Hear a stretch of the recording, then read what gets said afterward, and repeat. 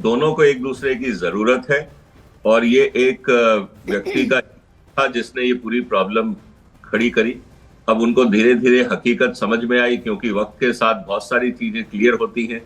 और जब से उनके यहाँ पे एम्बेसडर आए हैं, मुझे लगता है उन्होंने उनको सही जानकारी पहुंचाई होगी कि भारत की अपनी कुछ रेड लाइंस हैं, वहां पे कॉम्प्रोमाइज वो नहीं करना चाहेंगे। हमें थोड़ा सा लॉजिकल सोचना पड़ेगा। और उसके बाद क्योंकि ये व्यक्ति ट्रंप के बहुत करीब है, आप ये समझिए कि इस व्यक्ति ने जो एलन मस्क के रिकमेंडेशंस थे उसको भी ट्रंप से कैंसिल करवाया था। तो आप समझ सकते हैं कि ट्रंप को कितना भरोसा है इन पे।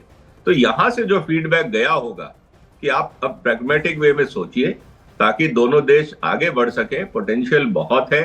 जिस तरह से कनाडा ने, यूरोपियन यूनियन ने, बाकी लोगों ने ट्रंप को ठेंगा दिखा दिया कि हम आपकी दादागिरी के आगे नहीं आएंगे, और अगर भारत भी हाथ से चला गया तो आपके लिए बहुत बड़ी मुश्किलें हो जाएंगी। तो मुझे लगता है कि ये लॉजिकल प्रैक्टिकल डिसीजन है ट्रंप का और दोनों देशों का फायदा है। अब विजय जी, ये जो दो चार बातें हो रही हैं कि पहला तो ये कि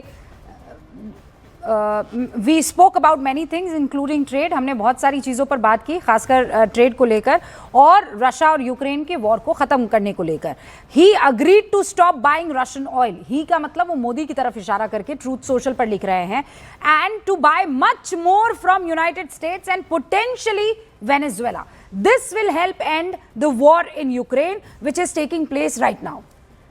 देखिए, ये जरूरी है ट्रंप को लिखना क्योंकि ट्रंप का जो पॉलिटिकल कैपिटल है वो इन्हीं तीन बातों पे अटका हुआ है। एक तो अगर भारत की तरफ से अगर व्यापार नहीं होता, अब $500 बिलियन भारत कहां से लाएगा? अगर मैं टोटल व्यापार भी देखूं भारत का कि इन्वेस्टमेंट भारत कैसे करेगा, टोटल इंपोर्ट हमारा $750 बिलियन है। उसमें से करीब $250-250 बिलियन हमारा क्रूड है जो अमेरिका दे सकता है। बाकी अमेरिका से लेने का लॉजिक इसलिए नहीं है क्योंकि चाइना सस्ता है। अगर डिफेंस टेक्नोलॉजी भी हम लेते हैं तो वो टेक्नोलॉजी ट्रांसफर करने में हिचकिचाते हैं, इसीलिए रशिया हमारा प्रेफर्ड पार्टनर है। अब सवाल इस बात का है कि $500 बिलियन का मतलब ये है कि हर साल 100% ऑयल हम अमेरिका से लेंगे, ये संभव नहीं है। तो मुझे लगता है ये $500 बिलियन एक पब्लिक कंजम्पशन के लिए फिगर है जो 5 साल में पूरा नहीं होने वाला है, पहली बात। दूसरी बात, जो उन्होंने ये कहा कि यूक्रेन वॉर, अब ये पहले दिन से वो बोल रहे हैं कि मैं लड़ाइयां रुकवाऊंगा। ये बात अलग है कि मिनिस्ट्री ऑफ डिफेंस का नाम बदल के मिनिस्ट्री ऑफ वॉर कर दिया। अब वॉर मिनिस्ट्री तो वॉर ही करेगी ना, डिफेंस कहां करेगी? तो सवाल अब इस बात का है कि अब उनको वो भी अपनी इज्जत बचानी है। और तीसरी बात, भारत को बार बार उन्होंने एक चीज कही है कि India will give access to agriculture, जो उनका अपना वोट बैंक। अब एग्रीकल्चर में मुझे लगता है 3-4 क्रॉप है जिनके लिए समझौता हुआ होगा। एक है ड्राई फ्रूट्स, दूसरा है एडिबल ऑयल, थोड़ा बहुत पल्सेस, क्योंकि ये सब चीजें हम इंपोर्ट पहले भी कर रहे हैं। अब एक चीज है कि बाकी कौन सी क्रॉप्स होंगी। मक्के को लेकर बात हो रही है, मक्का हम इंपोर्ट करेंगे, उसके अपने चैलेंजेस हैं जो भारत सरकार को कानून बदलना होगा।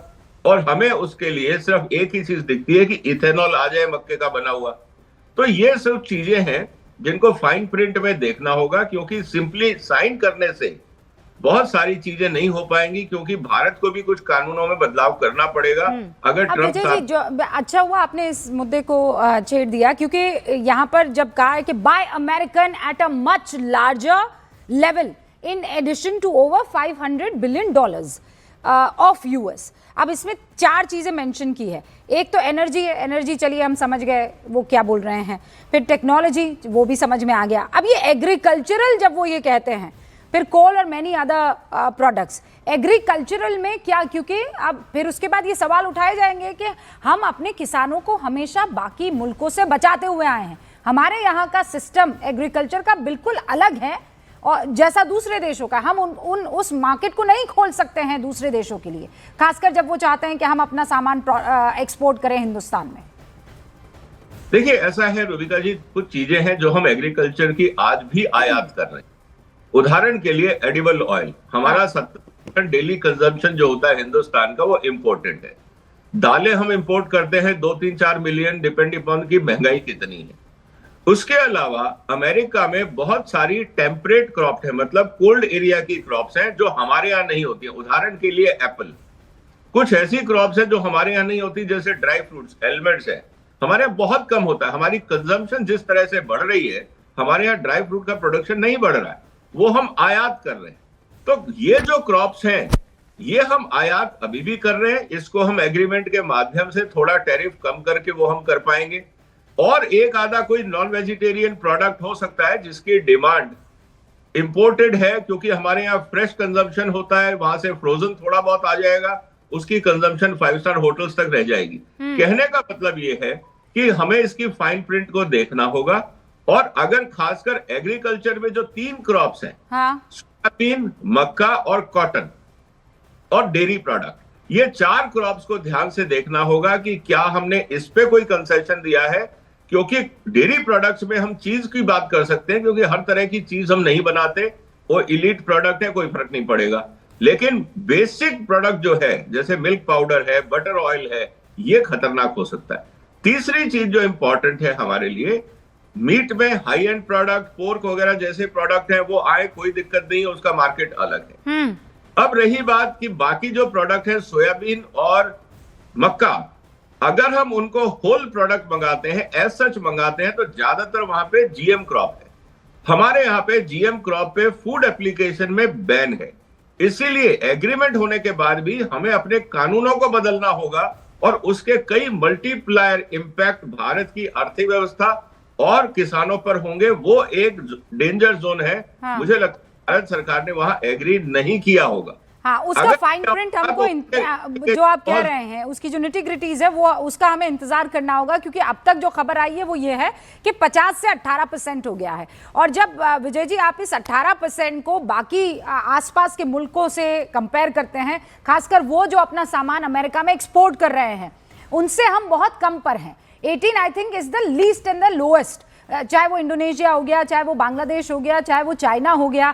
तो ये हमको एक गेनिंग पोजीशन और सिचुएशन में डे 1 से कर देता है। बिल्कुल आपकी बात सही है, लेकिन अब देखिए 2 प्लेयर है यहाँ पे।